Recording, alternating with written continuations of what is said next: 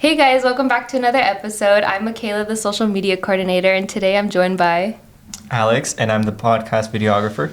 I'm Sophie, and I'm the podcast co. And today, the focus of our episode we're gonna be talking about the first generation college experience. So let's start off with a quick icebreaker first. I want to ask you guys, what is your favorite song at the moment? I would say, okay, it's hard for me because my songs switch up so quick. I use like earbuds, and I know that Michaela follows me on earbuds, so she sees like my songs switching up. But right now, I've been really into Get Lucky by Daft Punk because I learned that my mood follows what music I listen to. So I'm like, if I'm busting down like a groovy song, then it like lifts my mood a lot. And that is really helpful, especially when I'm super stressed from school, because even though I'm a senior and it's the second semester when you're supposed to get senioritis, I still have like a heavy workload, so it like helps me stay alive. Me personally, I feel the same way about how songs constantly change. Like, I could be listening to rock one moment and then probably soul music. But currently, I'm listening more to R&B, so like Daniel Caesar, and yeah. For me, I would say my top song at the moment is Aperture by Harry Styles. It's a new release, and I fell in love with it the first listen, and I've listened to it like 30 times already. It's really good. Mm-hmm. It's nice. What about getting us started with the question?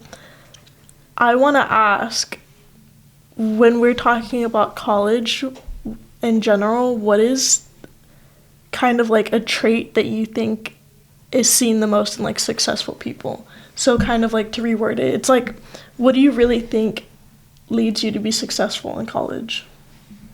That's a good question.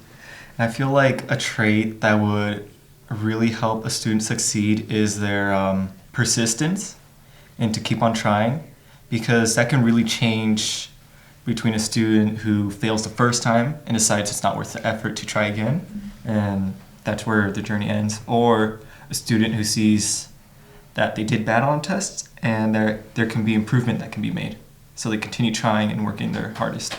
Mm-hmm.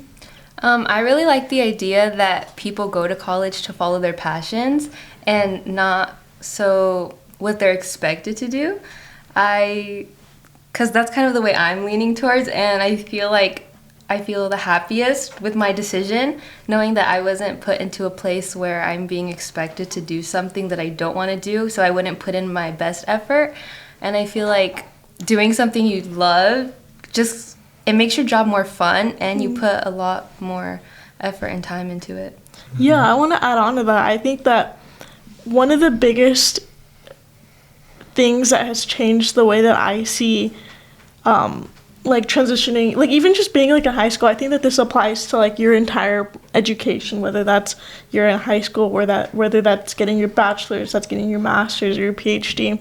I think that it all has to revolve around something that you're passionate about, because passion isn't just passion. Passion is that curiosity to pursue something that makes you happy, something that you're genuinely interested in.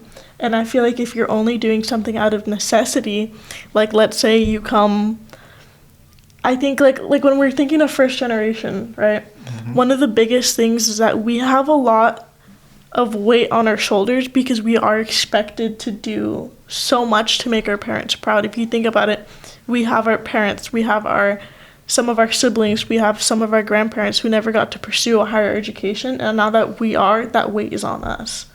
So you would say that's one of the biggest challenges first generation students face, the idea that the weight of their parents' like desires in addition to theirs is something that can really hold them down?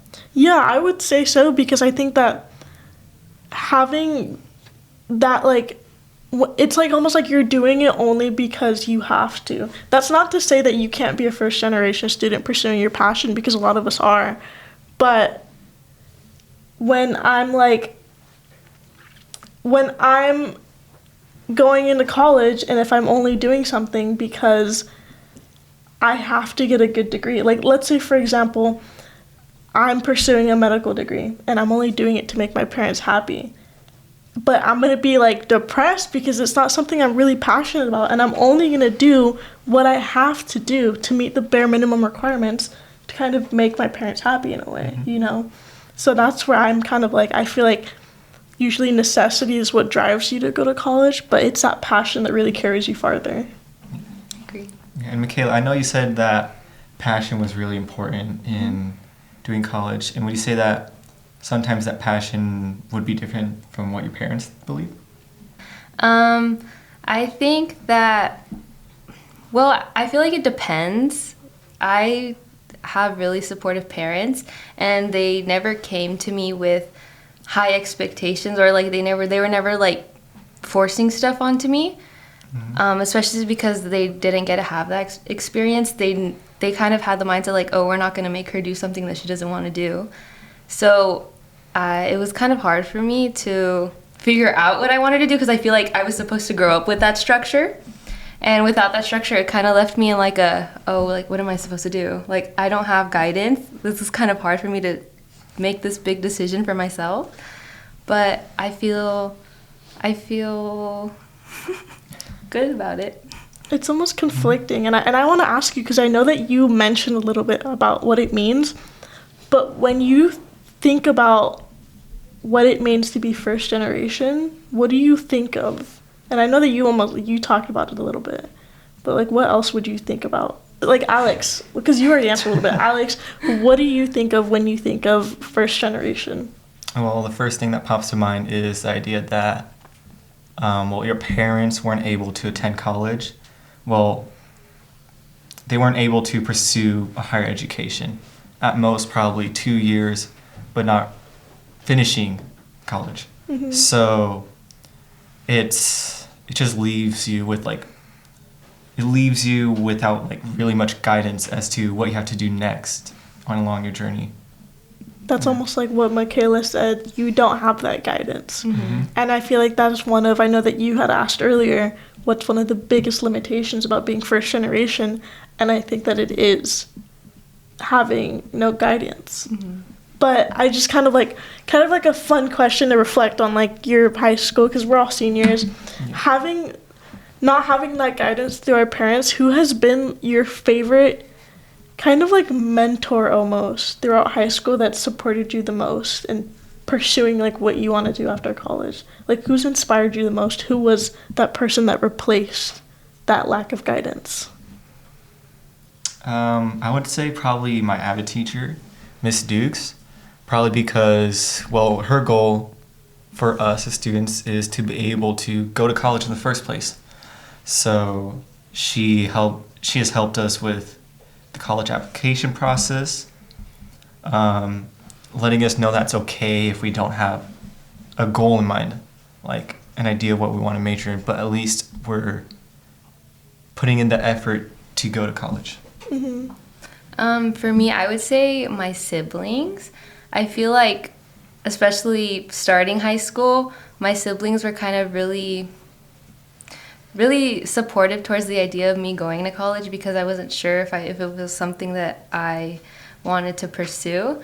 But they kind of came to me with, hey, we didn't get these opportunities. We think you should. We think it would benefit you a lot, especially getting out there, like getting out of these four walls that we've grown up in for all of our lives. And they just kind of like, they've inspired me to move out of that box and start fresh, start new, do new things. I think it's kind of crazy because not only are we first generation, meaning that we already don't have access to those resources that other people have, but we're also from a very small town.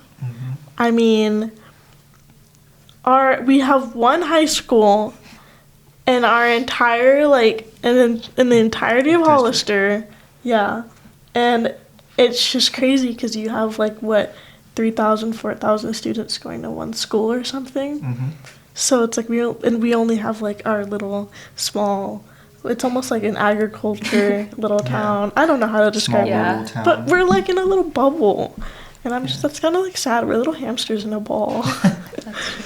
Yeah. So probably the thing you think about most is when you get to college it's like a brand new experience, something you're probably looking forward to, or like, what other things would you say you're looking forward to in college? Actually, I want to hear what Michaela has to say because I always like to copy Michaela a little bit. For me, I would say definitely the opportunities. I feel like being that age and being in a higher education, you get way more opportunities, way more like internships and stuff, especially with the career path I chose. It's more like hands-on, like doing things. Every day is different, you know? Yeah. And I think I'm super excited to take advantage of all of the resources I have because that's something we don't have here, as you said. Yeah. I would say for me, it would have to be the meal plan. No, I'm kidding. No, but I would say, okay, through like the 4 years, I've really learned how I like to learn. And I found out that I have almost like a very strict structure as to how I like to learn. And it's hard because that conflicts with the very strict structure of a high school. It's like two very strong structures battling against each other. And what I'm the most excited for in college is having that freedom of being able to choose my own schedule because I like to do things a very specific way. I'm almost like a little bit of like a perfectionist. I have to do things a very specific way. And if I'm able to choose my classes, then I can get my way. And I'm just like, I want that freedom to have control over my life and not just like a school counselor deciding what 6 classes or 7 classes I'm going to get throughout my day.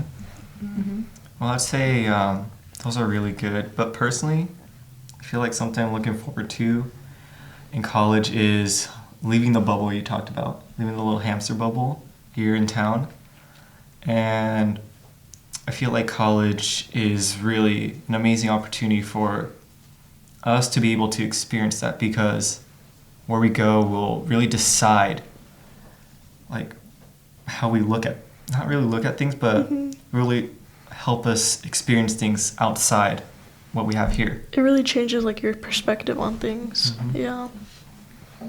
I would say that like I really agree with like getting those experiences. But also, here's the thing, if you're thrown into experiences and you can't handle it because you're a very timid person, then like I feel like that's why it's so important to think about like before why being bold is so important even though you're super scared of it. I want to ask you guys, why do you think that being bold matters when you're being thrown in that new experience of college?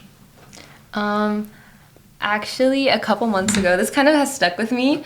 I was in one of my past English teacher's classes, Miss Alvarez, and on the whiteboard, it was written, your dream life is out of your comfort zone. And that has just stuck with me ever since because that is so true. Like, what I'm doing is something that I would never pictured myself doing, like public speaking constantly. I can't even stand in front of a classroom and give a 2-minute presentation. But you know what? I feel like choosing that, I feel like it's something that would make me happy. And I feel like you just need to learn how to like find your rhythm in that. And I think that's definitely like answers. Because I think that being bold and beautiful. No, but I think that being bold is so important, like you said, because you have to throw yourself into new situations and come out stronger than before, if you know? Yeah. Well, whilst being bold would probably always be like a good idea to go towards, like just believing you can do it. There might be some times where you feel as if you can't do enough or you're just afraid of what might happen. And that's probably going to happen a lot in college, being away from home, being away from what you define as normal. And I just want to ask, what would you guys do when faced with like an uncomfortable situation? I would say when you're talking about being away from home and being uncomfortable, I think of the fact that you're, like Michaela said, you're out of that comfort zone and you're definitely uncomfortable. And I feel like one of the biggest things that people will do is resort to substance abuse. You see like you get stressed and then you're like, oh, I have like these new college friends and they're partying and like, woo! So you're like, let me take the night to forget about all my problems. But here's the thing, they come back worse than before. That exam you didn't study for, it's gonna bite you in the butt when you wake up in the morning and you're like hungover and you have to take this exam. And that's something that I've heard from other people's experiences, is that they're like temporary solutions, but your problems don't go away. And I feel like that's one of the worst things you can do when you're overwhelmed, is resorting to substances, because it gives you that temporary relief, but your problems are like still there, you know? Yeah. So that's something that I wouldn't do if I was uncomfortable. What I would do if I was uncomfortable is I would call my mom for support, because I would just like FaceTime my mom and be like, Mom, like I'm like so stressed out. And then sometimes leaning on other people, you're like, you feel less alone. Yeah. So that's what I would do. What would you do, Michaela? I would say I would try to find that balance. I feel like there's nothing wrong with going out and having a little fun, but never resorting to bad habits that are gonna carry on with you forever. Like me, I love going out. I love going to concerts. I feel like I would resort more to that, and like just like having a fun time with people I surround myself with, choosing who I surround myself with wisely, because those people are kind of gonna stick with me all throughout my college experience, and I need to feel safe with them. And I think, yeah, it's just definitely about finding your balance and like where you belong and how you fit. It's like trying to find things to fill up all the free time you have in between classes. Not to say that studying shouldn't be a first, but it should also be spent trying to, say, better yourself, or also just stuff that would benefit you. Because we're social people and we have a desire to interact with other people.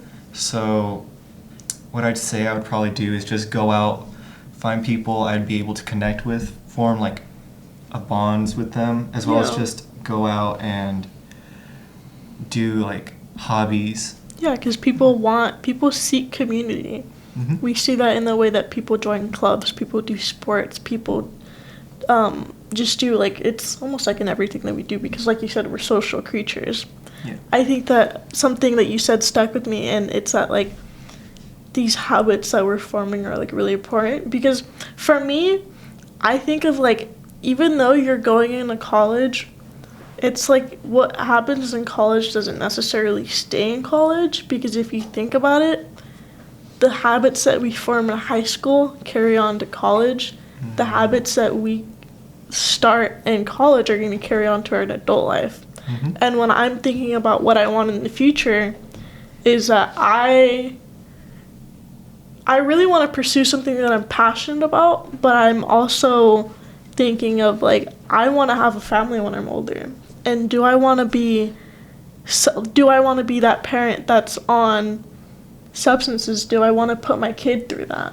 Because I know what it's like to be around adults that are drinking beer, that are smoking, that are like doing drugs, and it's not, I would say, a healthy environment for a kid to grow up in. And I feel like that's so normalized in like Latin households, especially like Mexican households, when you think of us like throwing parties and like everyone's drinking by the age of 7. I don't want to put my kids around that.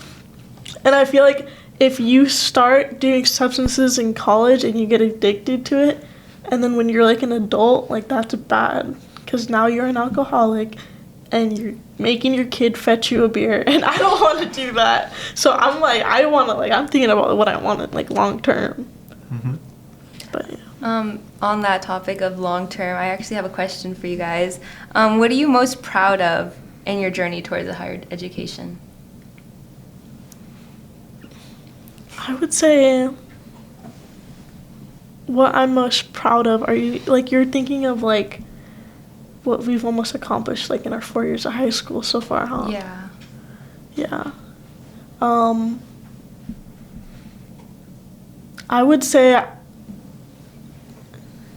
the fact that I survived so far. No, I don't know. I want to hear what Alex has to say first, because I'm torn. Well, the idea of what I accomplished so far is probably something that stuck with me for probably since elementary or middle school. But the fact is that a lot of the things I've done, I haven't really had other people to rely upon, such as taking all those AP courses I'm currently taking. I didn't really have like any sort of guidance from my parents, from siblings, or any sense like that to really guide me in the direction I'm supposed to go. And the fact that I'm able to maintain all the different like social life, academics, and still continue day to day is something that I'd say I'm proud of. I would say that reminds me that one thing that I'm really proud about, and that's something that I want to carry into college, is that I feel like I've done a good job of pushing myself into uncomfortable situations. I was always like, I didn't know what hard classes were because you got like your classes picked for you in like middle school and elementary. So when going into college and they're like, oh, pick your classes, I didn't really hesitate to be like, oh, well, do I want to take the easy class, because I knew that I had high expectations for myself.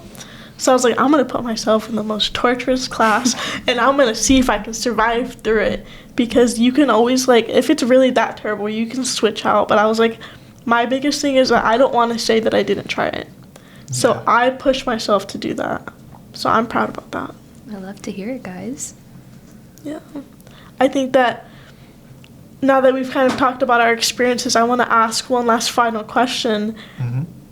What's one piece of advice that you would give to like an incoming freshman who's deciding what they want to do in the future? What's one piece of advice you would give that little freshman about starting high school to preparing for college? I guess one piece of advice that I would probably say to incoming freshmen at the high school is that there's always a lot of emphasis on not only your teachers but also your parents trying to guide you in a sense of direction of what you want to take in college, like telling, oh, you should be como un dentista or un doctor, like just trying to give you ideas. But the reality is, as seniors, the majority don't really know what we want to do in college. And even then, when we're in college, there's always students that want to change majors or they want to go undecided. So I believe you shouldn't really focus all too much on, oh, what am I going to do? But just really focus on what you enjoy doing throughout your years of high school. I would just say don't stress and do what you love. I feel like that's the best advice you can give someone, because they're going to do what they love and they're going to be happy about it, and they're going to put in their best work ethic into what they do. Yeah. I would say my piece of advice, and you've kind of like heard me say this a lot during this episode, but remember what you're passionate about, but not only that, remember why you're doing things, because I feel like we have this tendency to be like, oh, what are you the most excited for? I'm excited for the weekend. And it's always this constant rotation of going week by week, and you're not living in the moment, and you have to really remember why you're doing what you're doing. It's not just mandatory. Don't just like get good grades because it's mandatory. Do it because you want to prove to yourself that you are capable of achieving stuff to like your higher standards. But yeah. Thank you so much for watching, guys. Make sure to tune in next episode and follow us on YouTube and Instagram.